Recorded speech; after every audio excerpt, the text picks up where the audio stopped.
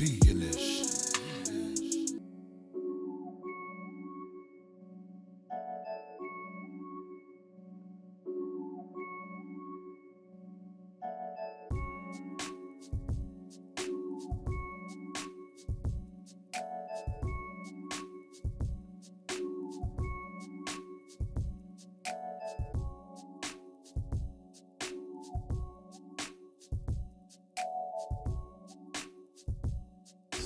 Right? Make episodes and content while you have downtime, right? We eat too, so get that out the way. So now when we go home, we don't have to worry about eating.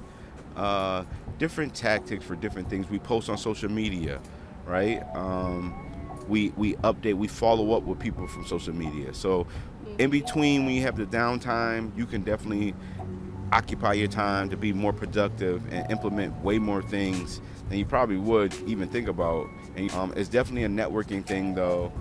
Again, connect with the vendors around you because you never know. Our vendors to the right and our vendors to the left are telling us that they're vending 4 to 5 times a week, which compensates for whatever downtime you may have in the market that you are currently in. So you might have to expand your market reach, but you're going to gain way more value. Hey, it's Market Talks. It's Friday. We're at the market. We're at the market. We're improvising because the market's dead today. There's not really too much going on today. So I think today's topic will be about the dead market. When in a dead market, you still want to network, you still want to interact with other market vendors. You networking with whoever you can network with, maybe the local businesses. You're setting up different appointments. We're finding out that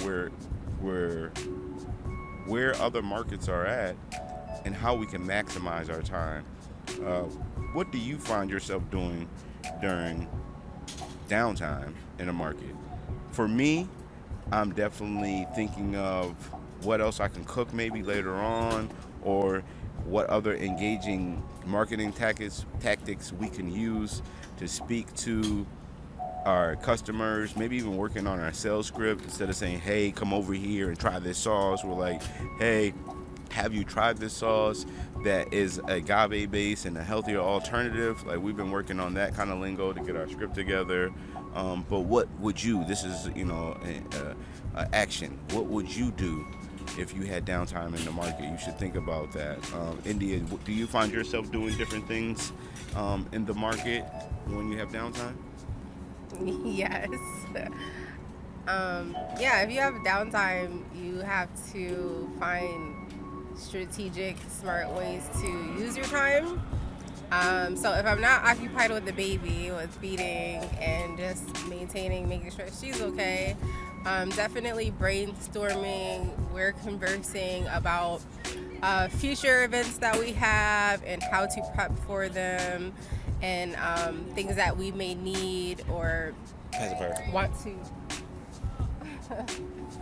Baby done threw the pacifier out the carriage real fast, real quick. Or want to utilize.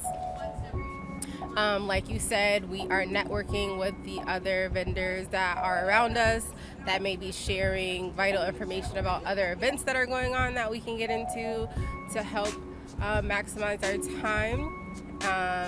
If I can do some things in my phone with like organizing and planning for future events. I think planning for future events and scheduling yourself when you have downtime is very imperative way to utilize your time. And like you said, networking with everyone else that's around. Absolutely. I think in a lot of down market time, it's your best time to also, I guess, figure out, is this the right market? That's what it really boils down to. When you talk to other vendors, they're like, oh, it's slow. You start to pinpoint and realize. Go ahead if you want to. You start to pinpoint. You start to realize what is working, what's not working. It may not be you technically. It could be the actual market not doing the right job as far as marketing the event, right? It could be you not marketing the event the right way, right? Any of those things are an easy fix, but it's something that you do want to recognize and understand as you go when you have downtimes in the market.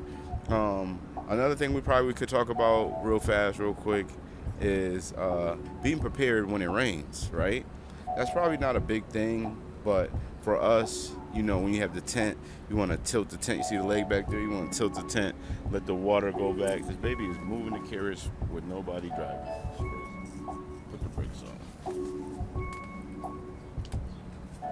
Okay. I had to put the brakes on. The baby is rolling by herself. I don't know how. But yeah, in the back, that thing right there can slope down. You can angle it, let the water run off. Parkas, rain gear is always good. You want to anchor down the stuff on your tables. Have weights on your table. I think we discussed this before, but in the rain, you can still vend, right? You want to have a backup tent if it's possible. You want to put tape on your tents. Don't keep buying these $100 tents over and over again. You better put some tape on the hole that's at the top, right? Just simple things that are simple fixes for when it rains. You don't always have to not vend when it rains, right? You can just be prepared to get all your stuff in there, unless it's like a thunderstorm. If it's a thunderstorm, then that's different. That's when you want to be more aware of the conditions and is the rain shooting sideways. Some people do have like the walls that go on the side of the tent, so it prevents everything from splashing up prevents everything from splashing up and hitting you and getting all your stuff wet. You have to think the circumference inside of your, let's say 10 by 10 or 8 by 8, you have to fit inside because there's no wall, so stuff will still get wet. We tuck things underneath the table. We try to pull in tight. The baby's close to us. The chairs very close together. Everything very, very, like the size of the 8-foot table, everything is right behind that table when it's raining. So that's something to be aware of, unless you can get something on the side. Table toppers. So they sell them like on Amazon. You can find them, or you can find them in your local print shop, where you get the black cloth that goes on the table, and some of them like pull underneath the bottom of the table. But you also have the liner where you can put the name of your business or whatever you have going on. Signage is very important. India hangs signs up from the top of the tent, and we also put stuff in front, so we have a display. If you haven't seen it before, maybe one of the end of the videos I've shown before, where we show that we were featured on the cover of Business West. Then we have a flyer that tells you about the different sizes of the sauce, and the person can virtually pay and scan. We also want to get a QR code for like our Shopify or our Instagram. So those are the things that we pay attention to, and we're working towards implementing. But we definitely want to let you know, like, that's something to be aware of when the weather changes, to be able to adjust with the weather, to be able to adapt to the weather, and don't be afraid of the weather, because the weather is going to be there no matter what. That's why you have a tent, to prepare you and keep you from the sun, to keep you from the rain. The weights are definitely a key. If you can get a sandbag, or if you can add on something, then you're doing okay. If not, it's okay still, right? It's not a bad thing. It's not a big thing. Just be aware of the different elements that come with vending, right? So I mean, this was a simple talk. It wasn't nothing crazy. India wants to go move the car, so nobody take her car. Parking is very key too. You want to bring enough change to park with, depending on where you're going to park at. You also want to bring enough change for when you're vending and somebody wants to use cash, right? So, I mean, these are just a few things to worry about and focus on when you're having downtime in the market. You could do something like how we're doing right now, too. Here's a great idea. Shoot a podcast, right? Make episodes and content while you have downtime, right? We eat, too, so get that out the way. So now when we go home, we don't have to worry about eating. Different tactics for different things. We post on social media, right? We update, we follow up with people from social media. So in between, when you have the downtime, you can definitely occupy your time to be more productive and implement way more things than you probably would even think about. And it's definitely a networking thing, though. Again, connect with the vendors around you, because you never know. our vendors to the right and our vendors to the left are telling us that they're vending 4 to 5 times a week, which compensates for whatever downtime you may have in the market that you are currently in. So you might have to expand your market reach, but you're going to gain way more value because you're going to be able to sell more at different events, right? So this is just a few tips. We want to keep these short. They're just market talks, and we pretty much talked about a bunch of stuff. We do have a few events coming up though, so stay tuned for that. One is the sneaker soiree that is July 31st, so that's coming up soon, and I'll probably post a little picture or something like that so you can see what that is in this. And then also we should be doing the food festival. We haven't locked in. We're also thinking about doing the indie soul festival and the jazz festival downtown. So those things. But we also have to factor in, because we just sell our products on these days, we have to factor in if we're going to cook a food. You have to pay an additional fee. I don't know about any other cities, but in Springfield, you have to pay an additional fee. I think about $50 2 weeks prior to the event. So that you can cook on site and not have an issue with the health department, right? So those are things that's in addition to the vendor fee, right? So you want to be aware of those things. You want to make sure that you're in compliance with whatever's going on, so you can maximize your value and your time. So we sell a product, we sell sauce, and the bigger events we want to sell food, so we have to be aware, like, oh, okay, we're gonna sell food there. If not, you can, maybe we cater too, so like we can make a meal to go in the sternums and the warmers, and just sell like small places, so we're not cooking on site. So that's the loophole, right?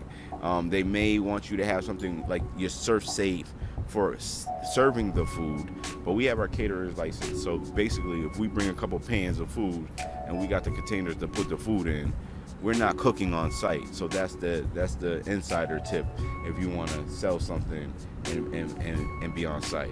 All right, be friendly with your customers, always engage, always reach out and say hi, how you doing, have a positive day, and just believe in what you can do when you can do it. Don't overthink it. This vending, being a vendor and vending is a hustle, right? So you got to hustle your butt off, and sometimes you just might only get off what you put in. Sometimes it's above and beyond, but that has to do with marketing. That has to do with your product. Try not to have a variety of products if you can. Try to focus on one thing, because this vending is giving you an idea of how you would operate if you were to have a retail spot with an overhead. If you had a retail spot with an overhead, you had to pay all the bills and all that stuff and still do all the stuff we're talking about doing. So this is giving you a chance at least to do it on a smaller scale.